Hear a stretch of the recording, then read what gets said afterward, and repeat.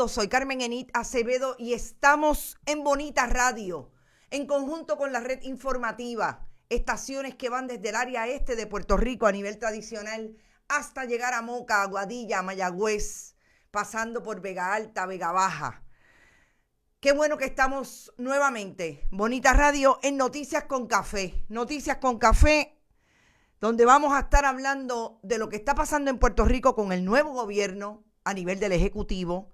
Pedro Pierluisi tomó posesión el pasado 2 de enero y hoy 11 de enero del 2021, día del natalicio de Eugenio María de Hostos. Vamos a hablar de educación, vamos a hablar de lo que propuso Hostos como una visión de educación integral. Pasamos hoy a una deficiente educación pública que el gobernador electo está planteando que tiene que empezarse las clases en medio de la pandemia y no parece estar muy claro cuáles son los planes del gobierno de Puerto Rico para con lo que está ocurriendo en términos de los contagios, la prevención en las escuelas en términos presenciales, si hay acuerdos, si hay proyectos a nivel del sistema de educación pública de lo que debe pasar en esta nueva fase histórica entre educación presencial y la educación a distancia. Vamos a hablar de lo que está pasando con Puerto Rico versus el ataque al Congreso de los trumpistas. Vamos a hablar de las imágenes que dejó y produjo un esfuerzo totalmente violento de parte de aquellas personas que entienden que las conspiraciones teóricas se dan en Estados Unidos para favorecer a Donald Trump versus Joe Biden. Vamos a hablar de todo eso, son las 8:03 de la mañana. Recuerden que estamos en Bonita Radio, que usted puede ir a bonitaradio.net y allí encontrar todos nuestros contenidos, pero también donar a partir de todo lo que produce Bonita Radio en términos de periodismo independiente, periodismo investigativo, periodismo contestatario, que también puede donar a través de las páginas de ATH Móvil y la Fundación Periodismo 21, la fundación sin fines de lucro que hemos creado para desarrollar nuestro proyecto periodístico. Además, usted puede ir también y donar a partir de todas las el correo general, estoy un poquito lenta, perdonen, pero pues estoy de lleno en esto hoy, después de unos días de vacaciones. Usted puede donar también con cheques y giros postales a nombre de Fundación Periodismo Siglo XXI, PMB 284,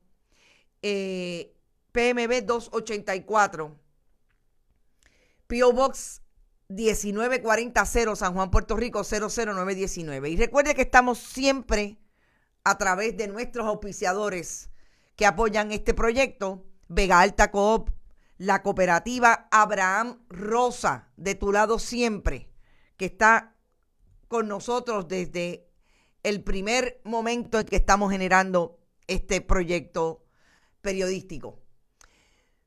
Vamos a las informaciones. Está con nosotros también Buen Vecino Café, como siempre. Vamos a las informaciones y vamos a empezar por lo que yo creo que es más importante a partir de lo que está pasando en la pandemia, que tiene que ver con la vacunación.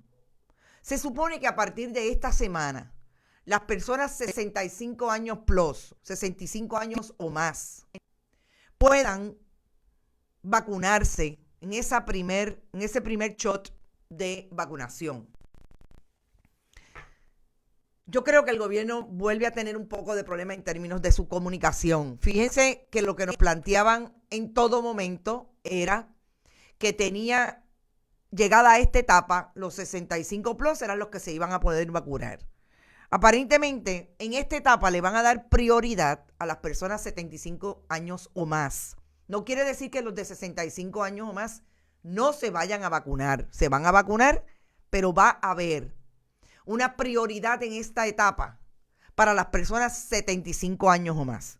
¿Que me parece legítimo? Sí. lo que no me parece legítimo es que el gobierno no tenga un proyecto claro de comunicación para poder darle claramente al país una directriz de que usted puede empezar a llamar a sus proveedores de salud.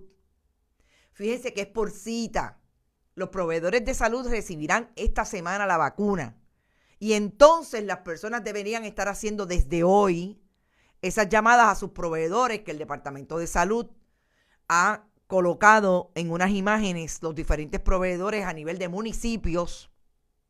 Y entonces usted podrá solicitar la vacuna. Lo que hay es, como dice Carmen Mercado Rivera, un problema de logística brutal. Eso sí parece sigue siendo el problema en el proyecto de comunicación, administración Wanda Vázquez Garcet, Partido Nuevo Progresista, Ricardo Rosselló Nevares, administración Pedro Pierluisi, Partido Nuevo Progresista. ¿Están arrancando? Sí, esperemos que lo mejoren. Pero el problema es que desinforma. Si son 65 años o más, pues dígale a la gente, en esta etapa sí, son 65 años o más.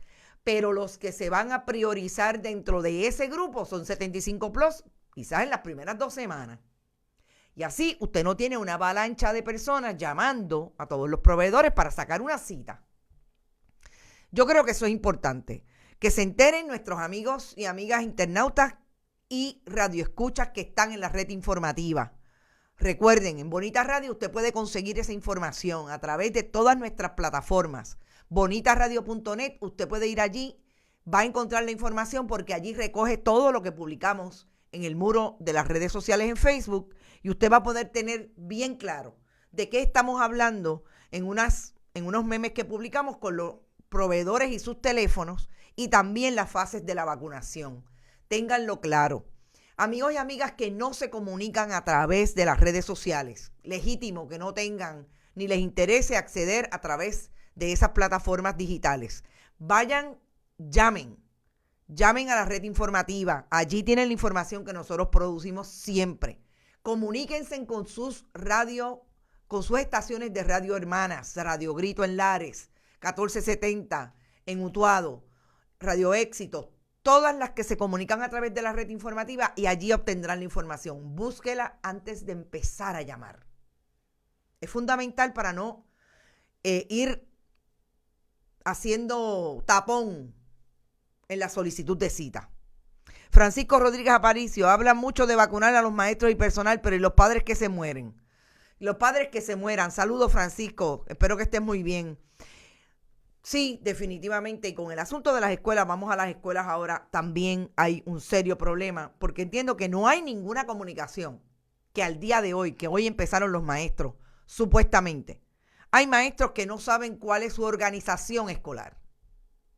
Hay maestros que saben que no saben, que no tienen información de qué cursos van a dar. En escuelas especializadas de San Juan, por ejemplo. Pero vamos a insistir, hablar un poco de COVID, porque me parece que tenemos que seguir estableciendo la importancia donde está la prevención con relación al COVID. Gente, todavía sigue siendo un problema el asunto de los contagios comunitarios. 12 muertes al día de hoy, o sea, se reportaron hoy, que como sabemos que pueden venir hasta de 30 días, 614 casos adicionales en la isla. El Departamento de Salud reportó esas 12 muertes en la región metro, hombre de 56 años, hombre de 79 y hombre de 69. En la región de Bayamón, mujeres 85, 55 y 89 años. En la región de Ponce, una mujer de 82. En Arecibo, dos hombres, 64 y 86 años y una mujer de 74. Y en el caso de la región de Caguas, mujer de 89 años y un hombre de 56. Gente, todavía sigue siendo una crisis el asunto del COVID. Y murió otra enfermera, como bien dice Carmen Mercado. Y yo siempre pongo el hincapié definitivamente en el asunto de nuestra prevención individual para ir también a ayudar a una prevención del colectivo. Si nosotros individualmente hacemos lo que tenemos que hacer en términos de no exponernos, de no estar participando de fiestas multitudinarias, de juntes multitudinarios. Gracias a todos se acabó la campaña política, pero ese era uno de los grandes problemas. Cintia Rosario está por ahí, dice, buenos días mi gente bonita y compartido. Gracias un montón por eso. Cintia, son nuestros internautas que nos apoyan y agradecidas siempre de ese apoyo. Vamos a hablar de lo que dicen los colegas, demógrafa por un lado y médico por otro. Judith Rodríguez, están hablando de los casos positivos al COVID en términos de estas semanas que fueron puntuales. Ahí está la gráfica, me parece que sigue siendo crítico, pero hay una mejoría entre las 19 semanas, entre el COVID acumulado en 19 semanales y acumulados por muestra molecular del 9 de marzo al 3 de enero. Esa es la gráfica. Y ustedes ven cómo sigue subiendo y cómo de alguna manera a partir de la segunda semana de diciembre es que comienza a bajar, pero hay un repunte en la última semana hasta el 3 de enero. El problema son esos repuntes. El problema son que después en el medio del repunte estamos viendo lo que está ocurriendo en los días festivos. Semana de Acción de Gracias, inicia la Navidad y ahora me imagino que estaremos viendo los casos que se dieron a partir del 31, cuando se despidió el año.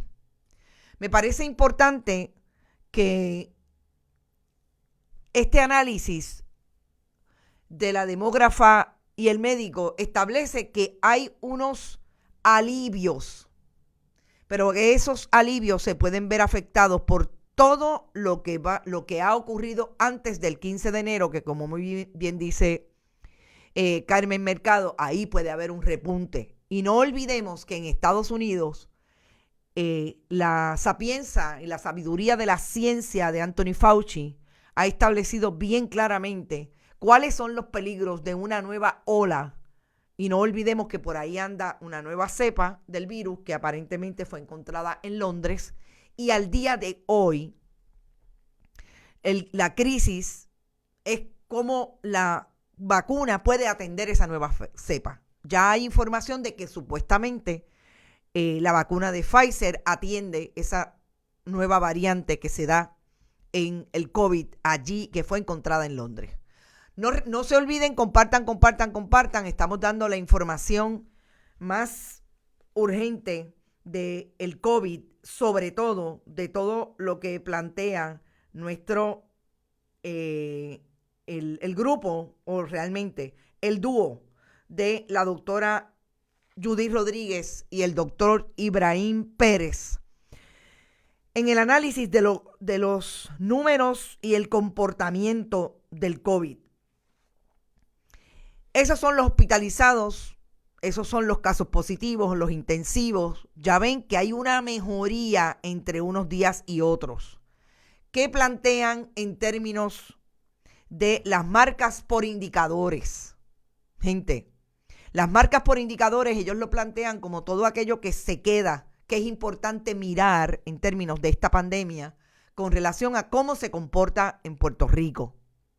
Y esas marcas definitivamente están relacionadas con el número de casos y cómo se indica esos casos a partir de las fechas. 851 personas al 23 de noviembre.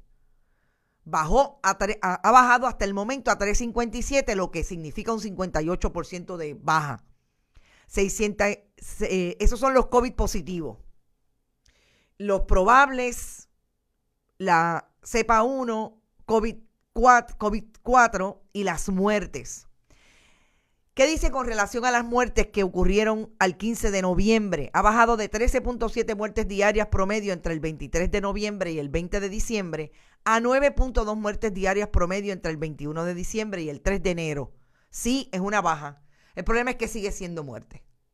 Y yo creo que en ese sentido hay que mirarlos de esa manera. No se puede bajar la guardia porque sencillamente hayamos bajado. Seguimos hablando del COVID. Y recuerde que estamos en Bonita Radio. Usted puede acceder a esta información a través de bonitasradio.net y de nuestras redes sociales Facebook y Twitter. Las defunciones. El asunto de las defunciones sigue siendo urgente porque aun cuando ha bajado, sabemos que una es terrible. Las defunciones se mantuvieron muy elevadas por 3 semanas consecutivas, desde el 23 al 29 de noviembre hasta el 14 y el 20 de diciembre. Un periodo postelecciones, Acción de Gracias. En Acción de Gracias nada más, en esa semana hubo 384 muertes en 28 días.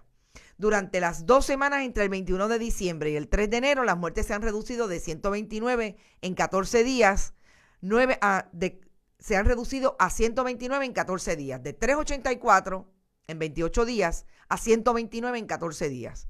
Tras haber permanecido en doble dígito entre el 28 y el 29, entre 28 y 29 días transcurridos del 29 de noviembre al 27 de diciembre, incluyendo el día pico de 21 defunciones el 1 de diciembre, las defunciones se han mantenido en un dígito diario por 12 días consecutivos desde el 28 de diciembre.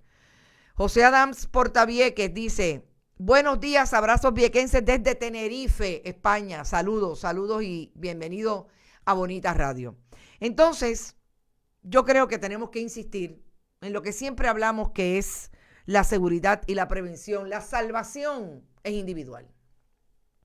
Independientemente de que tengamos un gobierno que alega tener ahora planes de trabajo, no los hemos visto. Nos parece que son hasta el momento posiciones individuales que no han logrado cuajar en un proyecto que el país entienda que hay un proyecto con relación a la pandemia.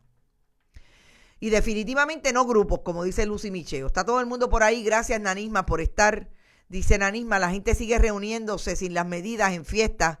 Te hago un cuento, los ciudadanos han bajado la guardia. Estoy de acuerdo, yo creo que sí, que han bajado la guardia. Se creen que porque cambiamos de gobierno y porque aquello fue malo y no hubo proyecto, este gobierno tiene algún proyecto. Independientemente de que los ciudadanos le den la oportunidad al nuevo gobierno de instalarse, yo creo que no hay mucho por qué instalarse. Es el mismo gobierno, son los mismos actores. Ahí está Jennifer González, ahí está Tomás Rivera Chats como portavoz de la minoría, etcétera. No creo que haya mucho cambio, quizás algo de visión.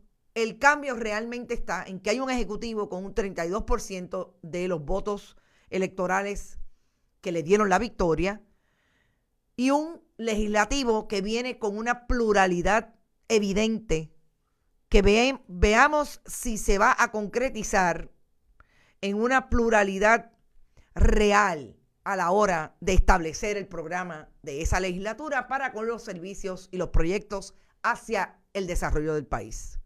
Entre ellos, cómo manejar la pandemia. Veremos si eso se da. Y entonces de ahí yo creo que sí hay que ir a hablar y a contextualizar dónde estamos hoy con relación a la educación. Y qué mejor día que el día del natalicio de Eugenio María de Hostos, una de las lumbreras puertorriqueñas, de los próceres puertorriqueños, que no solamente luchó por la independencia de Puerto Rico y tenía una posición clara, sino que fue un educador y alguien que realizó un proyecto tal a nivel de su visión con relación a la educación que países como República Dominicana lo adoptan como lo más importante en el proyecto educativo que allí se maneja. Pero antes voy a tratar de saludarlos. Por ahí está Mac Scott. Wilbert Rosario dice: el fiestón de Llorens y el de una casa exclusiva. Hubo un fiestón en Llorens y me alegro que hayas traído el de la casa exclusiva, porque a veces siempre la mirada de las piscinas y la mirada de cómo se divierte la gente en los residenciales públicos se trae desde el discrimen y la posición discriminatoria, valga la redundancia, con relación a lo que hacen allí. Pero es que en las casas de acceso controlado y en las urbanizaciones de acceso controlado se dan fiestones, que ahí están las imágenes. Y ambos están violando, en efecto, el toque de queda, más que el toque de queda, ya no hay toque de queda, bueno, hasta a partir de las 11 de la noche se extendió entonces. Ambos están siendo irresponsables en el manejo de esta pandemia. Pero, en efecto, hubo una en Llorén Torres multitudinaria. Yo vi las imágenes y no lo podía creer. Y así hay en las casas de los ricos igualmente. Buenos días, ostosianos, dice Yona Muñiz. Saludos, Yona. Lucy Micheo, definitivamente no grupos. Yo creo que esa es parte de las diferencias que tenemos que admitir. Lourdes Ríos, eso hay que tomarlo con pinzas porque eso pasa todo el tiempo en la perla y ahora es que hacen bulla, pero nadie hace nada. También es cierto.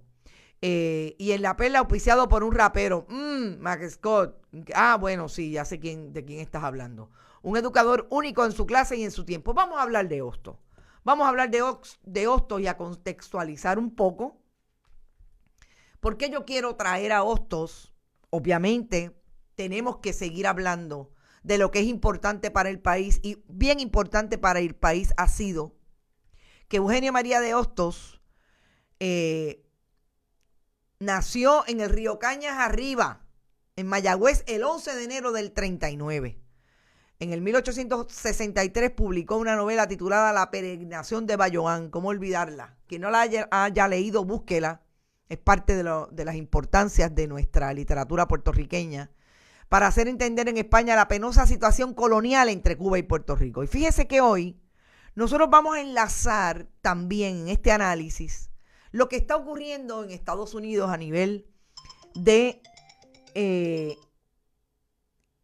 el trumpismo y el ataque al Congreso el pasado 6 de enero. Pero en este momento hago la pausa para las estaciones tradicionales de la red informativa. Recuerde que estamos en Bonita Radio, en Noticias con Café. Regresamos en 3 minutos. Seguimos aquí en Bonita Radio en Facebook.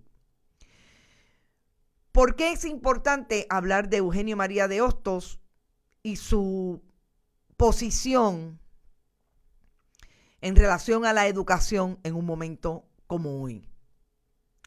Porque fíjese que Eugenio María de Hostos, además de plantear ideológicamente lo que es o lo que debería ser la distancia de Puerto Rico de su posición política como colonia de Estados Unidos, también abraza un proyecto educativo integral donde las humanidades, donde todo lo que significa desarrollo humano a partir del conocimiento juega una parte importante y fundamental de ese proyecto educativo. Y no es en Puerto Rico donde se privilegia el proyecto educativo de Eugenio María de Hostos. Es en República Dominicana. Y en República Dominicana es un prócer, es el padre de la educación, del proyecto educativo. En Puerto Rico hasta dejó de conmemorarse este natalicio. El Partido Nuevo Progresista lo sacó de los días importantes del calendario puertorriqueño. Yo creo que por mucho. Porque saben que la figura de Eugenio María de Hostos, bien entendida, supone para los puertorriqueños y los ciudadanos que viven en este país una visión crítica de lo que ha sido el proyecto político puertorriqueño en manos del Partido Nuevo Progresista, del Partido Popular Democrático, la crítica, el pensamiento crítico que se puede gestar a partir de las enseñanzas de Hostos y del proyecto educativo hostosiano, definitivamente hacen un ciudadano más libre. Y eso al Partido Nuevo Progresista no le gusta, porque lo que le gusta es atraer la dependencia de sus ciudadanos, de los constituyentes que deberían representar muy bien. Y regresamos a la red informativa a través de Bonita Radio y Noticias con Café. Recuerde que estamos en bonitaradio.net, que en la red informativa usted nos puede escuchar a través de las estaciones hermanas y que estamos hablando hoy, en el día de Eugenio María de Hostos, de su natalicio, lo que significa ese ideario hostosiano para la educación puertorriqueña de hoy, siglo XXI, en momentos de pandemia, y que el gobierno del gobernador electo Pedro Pierluisi, a nivel del Ejecutivo, está estableciendo que está listo para abrir las escuelas y empezar un híbrido entre lo presencial y el asunto virtual o la educación a distancia. Dice José Miguel Rodríguez Matos, un especialista en Hostos, que entender la magnanimidad de la obra educativa de Eugenio María de Hostos, de patente intención libertaria, vamos a poner el acento ahí, de patente intención libertaria, como una expresión concreta de su ideario, precisa explicarla como el entramado de una vida en la que coexisten y articulan lo personal, lo intelectual y lo sociohistórico. En el ideario del prócer convergen su visión de mundo, su fino talento, sus torbellinos internos, la unicidad de su época y su intelectualismo propio, por un lado, y las agendas libertarias que se sentaban en las Astillas, la América y el mundo, por otro lado. Conocer los rasgos distintivos principales de esas convergencias en sus últimas dimensiones sirven de plataforma para el análisis crítico, la búsqueda de explicaciones variadas y el entendimiento cabal de la obra de nuestro excelso maestro. A partir de estas premisas cobran significado los incisos principales de ese estudio preliminar, los cuales pretenden destacar las relaciones intrínsecas de una serie de sucesos que solo cobran significado en la visión de estos como un todo orgánico.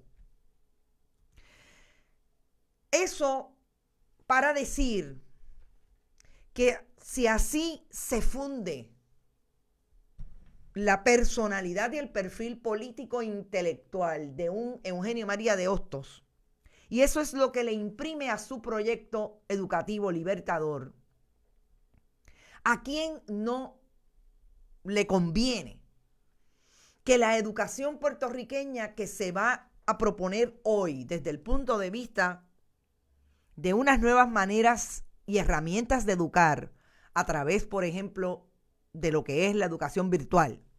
Porque hay una pandemia que hay que atender el asunto de otra manera para evitar los contagios, en lo que hay, en efecto, una inmunidad en manada o de rebaño que pueda promoverle al país que la gente se pueda volver a mover, que los maestros y las maestras puedan estar en el salón de clase a nivel presencial, todo el complejo y la comunidad educativa, incluyendo los estudiantes.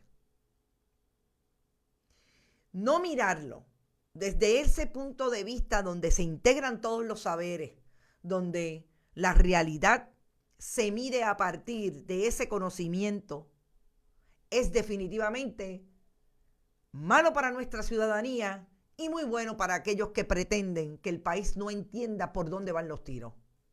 Es tan sencillo como decir, usted no quiere que yo le cuestione y si yo no tengo conocimiento, yo no puedo cuestionar. Y me parece que hoy, en el día de Eugenio María de Hostos, de conmemorar, de que nos vayamos tan atrás como los años 70 y 80, yo creo que se acabó en principios del 2000, que allí en la Universidad de Puerto Rico había en el área de la plaza, precisamente donde está el busto de Hostos, llegado al recinto de Río Piedra, donde había una actividad que se hablaba precisamente de lo que planteaba Hostos. Es importante establecer cuál es el proyecto que el gobierno de Puerto Rico quiere implementar a partir de un nuevo proceso educativo por razón de los cambios que ha habido, no solamente por la pandemia, sino por los cambios que han instituido los diferentes gobiernos en esa principal agencia de educación pública. Me parece que los cuestionamientos están vigentes. Fíjense cómo el historiador y educador y especialista en Hostos habla de esa figura importante, de cómo tejió su vida y así intentó imprimirle a su proyecto la curiosidad, pero sobre todo el pensamiento crítico para que las audiencias, para que sus audiencias como maestro, para que sus audiencias como persona política que quería influenciar en el proyecto educativo de Puerto Rico, tuvieran la capacidad de cuestionar. Si algo nos vamos a llevar de este día, es ponlo en la nevera. Hostos es cuestionamiento. El Puerto Rico de hoy debe cuestionarle al gobierno qué es lo que pretenden hacer con la educación pública. ¿Hacia dónde va el cierre de las escuelas? ¿Qué van a hacer si es que van a hacer algún proyecto que establezca que los maestros tengan claro el tipo de perfil de estudiante que están recibiendo y el que quieren lograr para que sean ciudadanos y ciudadanas del mañana? Me parece que es súper importante. Carmen Mercado Rivera dice, no es conveniente que un niño y un adulto estén tantas horas con una mascarilla. Tienen que trabajar con el tiempo en el salón de clases y que el almuerzo se lo den para llevar a las casas. En este momento abrir salones de clases es un error y un horror. Vamos ahora, atravesado por el día en que estamos, atravesado por ese ideario ostosiano, vamos a hacer el análisis de qué es lo que pretende el gobernador de Puerto Rico cuando dice que las escuelas tienen que estar abiertas. Porque hay personas que están bien claras de lo que hace falta. La reapertura no puede ser a la trágala. No puede ser como hizo la gobernadora el 11 de junio, que abrió la economía y ya sabemos el repunte de COVID que no ha parado desde el 11 de junio. Hoy empieza el segundo semestre escolar y hay por lo menos 270,000 estudiantes en el sistema público. Yo quiero que ustedes sepan que Puerto Rico ha perdido por lo menos en el sistema público 400,000 estudiantes. Este número a principios del 2000 era 670,000 estudiantes. Eso para empezar. Hay que abrir las escuelas, hay que hacer un equilibrio con esto. En otros países se han tomado medidas y se han abierto, que se usen cuotas, que no abran todas las escuelas, se pueden tomar las medidas necesarias para que se pueda hacer bien. Eso dice un pediatra. ¿Qué dice el gobernador? Que ya ha dado instrucciones para que se tomen las medidas necesarias. Pedro Pierluisi ya ha dicho, tienen que intentar retomar las clases presenciales en marzo, sujetos a la evolución de los contagios en la isla y a que se complete la vacunación. A mí me parece razonable que el gobernador diga que tienen 3 meses, que la mayor cantidad de personal docente y los estudiantes y la comunidad, entre otros, estén vacunados. Reunir a niños y adolescentes en escuelas ha sido un reto en todo el mundo en medio de la pandemia. Definitivamente ese es el reto quizás más importante. ¿Qué dicen los científicos? Que por lo menos el gobernador ha dicho que para el regreso de clases presenciales se observarán las recomendaciones de los Centros para el Control y Prevención de Enfermedades, el CDC, como se conoce en inglés, según lo estableció Rodríguez Orengo, que también es parte de la coalición científica y miembro de la Fundación de las Ciencias de Puerto Rico. El Departamento de Educación hará distribución de almuerzos gratis para menores de 18 años desde las escuelas. La iniciativa se extenderá hasta junio. Con este programa ayudamos a mitigar el hambre y las dificultades que enfrentan muchas familias debido a la pandemia. Yo aquí voy a decir algo que me parece bien interesante y que usted debe poner en la nevera. Esta es la contradicción fundamental con la orden y la sentencia emitida por el Tribunal Supremo, que emitió en principio un panel de juezas del Tribunal de Apelaciones, todas del Partido Nuevo Progresista, entre ellas la ex cuñada de Tomás Rivera Chats. Ustedes no recuerdan que el Tribunal Supremo dijo, favoreciendo aquella sentencia del apelativo, que el deber ministerial del Departamento de Educación no era alimentar a los ciudadanos que en pandemia estaban pasando hambre. Pues esta directriz del gobierno electo a nivel del Ejecutivo y la expresidenta de la Asociación de Maestros y hoy secretaria del Departamento de Educación, me parece que claramente contradice aquello que dijo el Tribunal Supremo. Están reconociendo que en efecto en momentos de la pandemia hay muchos niños y niñas que están pasando hambre, hay familias que están pasando hambre y que el deber del departamento a través de su oficina, de sus unidad o departamento de comedores escolares es darle alimentación. Y eso me parece que habla muy bien. Lo importante es que se establezca la contradicción. Qué bueno que el Ejecutivo está haciendo lo que tiene que hacer, independientemente de lo que le dijo el judicial, en esa mayoría ideológica del Partido Nuevo Progresista en ese foro. Así es que, ¿qué va a ser lo más importante? Yo creo que lo más importante y lo que falta dentro de todo esta operación de el híbrido entre las clases presenciales y la educación a distancia, ¿cuál es el proyecto de educación que este gobierno quiere para Puerto Rico? Un proyecto tecnócrata, un proyecto que no procure la profundidad y el análisis y el pensamiento crítico en unos estudiantes que necesitan el desarrollo puntual para el Puerto Rico del mañana. Yo les voy a dar un ejemplo de lo que yo tuve de experiencia este fin de semana en un pueblo del oeste de Puerto Rico. Tuve que hacer una transacción en un comercio. La joven que me atendió no tenía más de 22 años. Aquella joven no podía sumar ni restar. Aquella joven no podía escribir correctamente el apellido que yo le estaba nombrando. No podía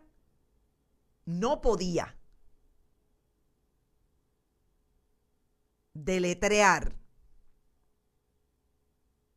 el apellido Roosevelt. No sabía quién era Roosevelt, el presidente, ni Eleanor Roosevelt, su esposa. Eso es una preocupación del proyecto de educación de Puerto Rico, porque aquella joven no necesariamente fue a un colegio privado. Aquella joven es un producto de la escuela pública con serias deficiencias para atender al público, pero estaba todo el tiempo texteando en su teléfono. Entonces yo creo que eso sí es un problema y eso sí que lo debe contestar la expresidenta de la Asociación de Maestros, hoy secretaria del Departamento de Educación. ¿Cuál es el proyecto?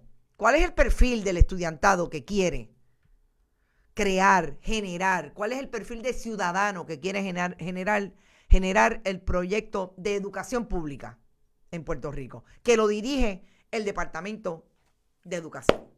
Y son las 8:39, ya mismo me voy a la pausa de Red Informativa y yo quiero definitivamente hablar en los últimos minutos de lo que me parece bien importante que se dio este fin de semana, el pasado 6 de enero, la semana pasada, propiamente el miércoles, pero que es una secuela que nos seguirá, y digo no seguirá porque yo creo que es importante, independientemente de dónde se ubique usted ideológicamente, atender lo que está pasando en Estados Unidos y cuáles son las reminiscencias, cuáles son los antecedentes que tiene con relación a Puerto Rico el ataque al Congreso del grupo de trumpistas. Antes quiero mencionar lo importante que va a ser un reto para el gobernador electo, y recuerden que estamos en Bonita Radio en Noticias con Café. Nos vamos a una pausa de la red informativa, pero regresamos en 3 minutos. Nos quedamos aquí en Facebook, donde siempre estará el análisis y el periodismo independiente que propone el proyecto de Bonita Radio. El reto más grande, entre otros, que va a tener el gobernador electo va a ser cómo va a trabajar con lo que aparenta ser un problema para muchos pensionados en Puerto Rico, y es que la Junta, a través de su presupuesto, quiere bajar las pensiones. Que uno de los proyectos que puede ser impactado va a ser el proyecto de pensiones de la Universidad de Puerto Rico. Ayer hubo una manifestación frente al Capitolio de por lo menos 18 organizaciones que reclamaron antes del próximo 10 de febrero se apruebe la ley para un retiro digno, que es una ley que está pendiente y que podría ser impactada negativamente, o sea, las pensiones podrían ser impactadas negativamente por ese proyecto que tiene la Junta de Control Fiscal con relación al presupuesto. Alegan que esa es la fecha porque ese día el gobierno tiene que haber entregado a la jueza Taylor Swain un acuerdo con los acreedores, un plan de ajuste para renegociar la deuda pública. Yo creo que este va a ser uno de los tostones más grandes o chichones que le va a tocar bajar o eliminar al gobernador electo Pedro Pierluisi. Y eso, indiscutiblemente, es un problema serio. Pero si tiene serios problemas el gobernador electo con relación a ese asunto, también la Asamblea Legislativa tiene que tomar decisiones y ahí está hoy el inicio de una nueva sesión legislativa con una pluralidad de partidos políticos o representaciones ideológicas allí, que va a ser súper importante ver cómo lo van a atender. Pero entre eso, quiero que pongan en la nevera algo que es muy importante igualmente, mantener con el ojo puesto en qué le pasa a Néstor Alonso Vega, representante del Partido Nuevo Progresista, que fue acusado por corrupción y al día de hoy no le entrega el escaño al Partido Nuevo Progresista. Ponlo en la nevera. Las investigaciones siguen corriendo y esto no huele bien. A buen entendedor, con pocas palabras basta. No ha juramentado a su posición todavía, pero tampoco ha dejado el escaño. O sea que comunicación tiene con los miembros de su caucus del Partido Nuevo Progresista y eso va a ser, eso créanme que es súper importante. Y ahora en estos últimos minutos yo sí quiero traer eso que ocurrió el pasado 6 de enero, que nos ha dejado imágenes que realmente hieren no solamente a la vista, sino a la memoria histórica de lo que son los desarrollos de nuestros pueblos. Y regresamos a la red informativa. Estamos en Noticias con Café, aquí en Bonita Radio. Vayan a todas nuestras plataformas. Allí nos pueden ver y escuchar a través de todas las plataformas, redes sociales, Twitter, etcétera. No se olviden que siempre estamos disponibles para hacer lo que tengamos que hacer en materia de periodismo de investigación y análisis. Carmen Enita Acevedo les habla y vamos a hablar ahora, en estos últimos minutos, de lo que ocurrió el pasado 6 y cómo lo vemos desde el punto de vista periodístico, en lo que nos parece se convierte en el asalto a la democracia que tanto intenta alardear el gobierno y el pueblo de Estados Unidos en pleno siglo XXI. Ustedes saben que fue el 6 de enero, que es el día en que se supone que se certifique en el año electoral al ganador o ganadora de esa elección que ha pasado el pasado noviembre. Ese día es que el Congreso debe ratificar y certificar al ganador o ganadora. En medio de eso, el presidente Trump se fue a hacer una alocución allí en las áreas cercanas al Congreso. Y no solamente él, sino también su abogado, el ex gobernador de Nueva York, Giuliani, fue e incitaron a sus seguidores a hablar y a tratar de cambiar el curso electoral de noviembre por entender que les robaron las elecciones. Es el discurso con el que se quedaron desde el día 1. Y las imágenes allí son imágenes tan terribles como esta, que me parece que es la imagen más poderosa que tiene la historia de ese 6 de noviembre. Son oficiales de seguridad del Capitolio, específicamente son oficiales de seguridad de los congresistas, tratando de evitar la entrada, bloqueando con un mueble la entrada de trumpistas al Capitolio después que lograron acceder al Capitolio, entre otros con armas, con lo que se asegura fueron molotov, que no explotaron, pero bueno, parece que le encontraron a alguno de ellos ese tipo de artefacto explosivo, para evitar la entrada al hemiciclo donde el presidente Mike Pence iba a participar de esa sesión que iba a proponer la certificación del presidente electo. Joe Biden, una administración, entre otras, Biden-Harris. ¿Y qué me parece que es lo importante? Llamar la atención también de que hay representantes, senadores, en el caso de Josh Hawley, que se quedan también incitando. Y decía que tanto Hawley, el presidente Trump, como Giuliani, sobre todo Giuliani y el presidente Trump, llamaron a esa manifestación violenta de alegada defensa. En el caso de Giuliani la llamó combat trial, o sea, es el juicio en combate. Vamos a combatirlo. Y allí se fueron. Hicieron lo que a todas luces para Estados Unidos era una imagen de las repúblicas bananeras. Y eso me encantó, como lo dijo a sí mismo Rick Santorum, también senador del partido, ex senador del Partido Republicano, candidato a la presidencia de Estados Unidos. Eso lo hacen las repúblicas bananeras, no la democracia ni la república de Estados Unidos. Pues qué bueno que reconoce que en efecto ese país ha llegado hoy a comportarse como lo que ellos identificaban hacían las repúblicas bananeras. Llegaban a los sitios violentamente y vamos a ocupar esto y vamos a hacer un estado de sitio. ¿Por qué yo quiero llamar la atención de nuestros internautas y nuestros radioescuchas de lo que deben estar mirando sobre lo que está pasando en Estados Unidos?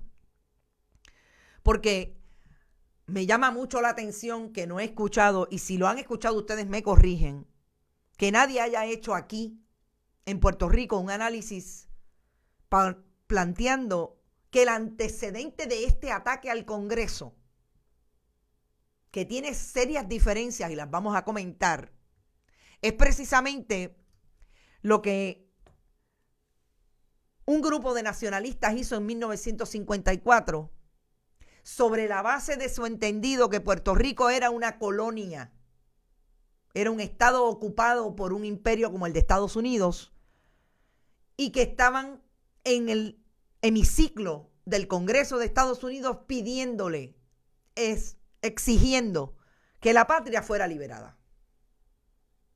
Y esta imagen que están viendo aquí, y la resumo para nuestros radioescuchas, es una imagen de la multitud que entró a través de romper las puertas, las ventanas del Congreso de Estados Unidos el pasado 6 de enero.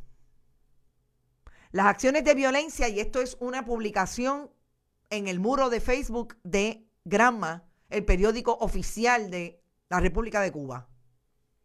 Y ya hablaremos de por qué traigo a Cuba en todo esto. Las acciones de violencia en el Capitolio estadounidense son expresión de la crisis del sistema y resultado de un largo periodo de exclusión, manipulación e incitación al odio.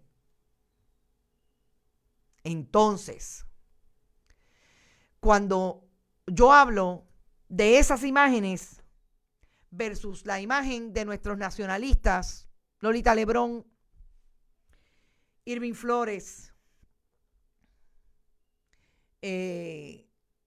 Don Rafa, yo hablo de una diferencia fundamental entre los que fueron el 6 de enero del 2021 y los que fueron el 1 de marzo de 1954 allí al Congreso a decirle a los congresistas de Estados Unidos que en sus manos estaba la sangre de los puertorriqueños que creían en la libertad. Rafael Cáncer Miranda, gracias Mac. En la libertad del pueblo puertorriqueño. Y ustedes me dirán, no, pero ellos fueron violentos. No. Lolita lo dijo claramente, nosotros no vinimos aquí a matar a nadie. Vinimos a hacer valer nuestra convicción de que Puerto Rico tiene que ser un país libre, fuera de las manos de Estados Unidos. Andrés Figueroa Cordero es el próximo. Irving Flores, Rafael Cáncer Miranda, Lolita Lebrón, Andrés Figueroa Cordero. Nos falta uno, creo. Entonces, ¿por qué yo quiero traer el antecedente? Porque nosotros tenemos que mirar la historia correctamente. Esos patriotas, esos héroes, como los llama Lourdes Ríos, fueron allí con un propósito ideológico fundamentado en la verdad. Puerto Rico es una colonia de Estados Unidos hoy. Y las colonias no son ocupadas diciéndole a la gente, salte que vamos a entrar, tranquilo, estamos aquí. No, son ocupadas con la violencia, como ha ocurrido y como ocurrió en la historia de nuestro país. Una invasión en 1898 y ahí está la historia. Y entonces, cuando fueron allí, fueron a decirle, esto se tiene que acabar. Y nuestra organización, en ese caso el Partido Nacionalista, era el foco principal, era el instrumento de la herramienta principal que tenían los puertorriqueños que se reunieron a partir de ese cuerpo político para exigir la independencia de Puerto Rico. Los trompistas van hoy con armas, con la violencia, entrando por ventanas, etcétera, que vimos el 6 de enero, con teorías de conspiración que nada tienen base de la verdad, que no tienen ninguna base en la realidad. Si usted va con eso y se mete como se metieron algunos al espacio, a la oficina de la speaker Nancy Pelosi, como entraron en el hemiciclo y se sentaron donde iba Mike Pence, porque yo creo en ese sentido apoyo un comentario que hizo un amigo en las redes sociales. ¿Alguien no se ha dado cuenta que Trump trató de matar a Mike Pence, el vicepresidente de Estados Unidos? Porque a eso era lo que iban. Si eso fue así, yo voy a ver si los van a acusar de sedición, conspiración, como acusaron a los nacionalistas en el 54. Que no cumplieron vida porque hubo un presidente como Jimmy Carter que les dio el indulto a los 25 años.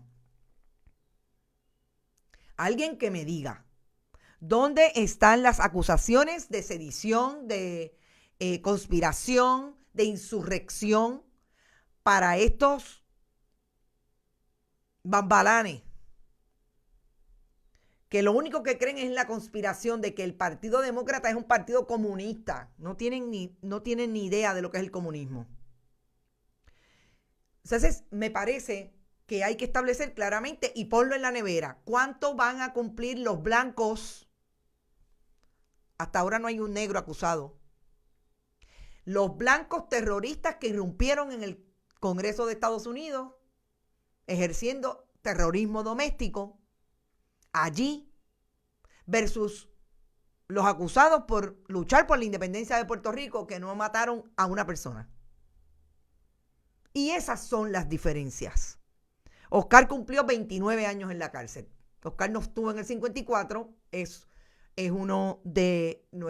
fueron uno de nuestros presos políticos relacionados también con la lucha por la independencia de Puerto Rico.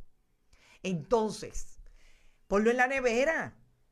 El país tiene hoy que estar claro a qué se deben los políticos en Puerto Rico como Jennifer González, que es republicana, que apoya al presidente Trump. Ahora dice que no, ahora dice que se aleja. Claro, ahora todo el mundo, después que le rieron las gracias cuando nos vinieron a tirar papel, cuando nos vino a tirar papel toalla aquí en medio del huracán María. Ahora nadie quiere. Ahora nadie, mira, él es la peste. Están 5 años tarde, como diría mi amigo Rodrigo Otero Goico, porque el año de las elecciones, el año de la campaña electoral vale. Están 5 años tarde para alejarse de ese personaje. Pero yo quiero dejarlos con ese pensamiento. Creo que históricamente el periodismo tiene que hacer la contextualización puntual de lo que significa un ataque al Congreso por la lucha por la independencia sobre la base de fundamentos reales y verdaderos, históricos, como la del 54 versus el ataque al Congreso de incluso veteranos veteranos de guerra, como fue la joven que murió, Babbitt, que tuvo 14 años en la Fuerza Aérea y salió más derechista y salió a decir que en efecto todas las conspiraciones de QAnon que se articulan sobre la base de mentiras con relación al Partido Demócrata y los diferentes líderes, las abraza, no las cuestiona, las apoya y va allí a liberar al pueblo de Estados Unidos de esos. Too late to leader. Exactamente, de Cibones, saludo. Willo Colón, los que han arrestado lo han acusado de cargos estúpidos como inacción, daño a la propiedad y cosas así de ridículas. Ninguno nada serio, por eso. Entonces no es lo mismo ser puertorriqueño, negro, negra, asumir la posición clara ideológicamente de que Puerto Rico no debe ser parte de Estados Unidos y que vamos a luchar por la independencia de Puerto Rico versus un blanco terrorista con casi ninguna educación, porque no son ni educados formalmente, pero tampoco son instruidos, y llegan allí a decir que todos los demócratas son comunistas. Entonces son las 8:57, yo me tengo que ir. Recuerde que estamos en Bonita Radio, que usted puede donar a través de la ATH Móvil a la Fundación Periodismo Siglo XXI, en su ATH Móvil en el área de negocios, que también puede hacerlo a través de el correo general, envío de cheques o giros postales, PMB 284, PO Box 1940, San Juan, Puerto Rico 00919-4000. Todo eso dirigido a la Fundación Periodismo Siglo XXI. Que no nos olvidemos que nuestros auspiciadores que están y estarán con nosotros son Vegalta Coop, la cooperativa Abraham Rosa, allí en el área de Bayamón, Toa Baja. También Buen Vecino Café. Éxito, no se olvide que siempre también estamos en la red informativa a las 11 de la mañana, que es importante que asumamos nuestra posición clara. El periodismo debe ser y cuestionar y poner en contexto todo lo que ocurre en el país y en el mundo. A eso hemos venido a Bonita Radio. Éxito. Nos hablamos entonces a las 5 de la tarde y les adelanto que a las 5 de la tarde tenemos la entrevista con el fiscal de Estados Unidos en Puerto Rico, Stephen Muldrow. Vamos a escuchar la entrevista y después yo entro a hacer el análisis con ustedes porque quiero comentarla con ustedes sobre todo. Éxito, nos vemos a las 5. Buen provecho, que la pasen bien y buen día. Y vamos a seguir hablando de esto.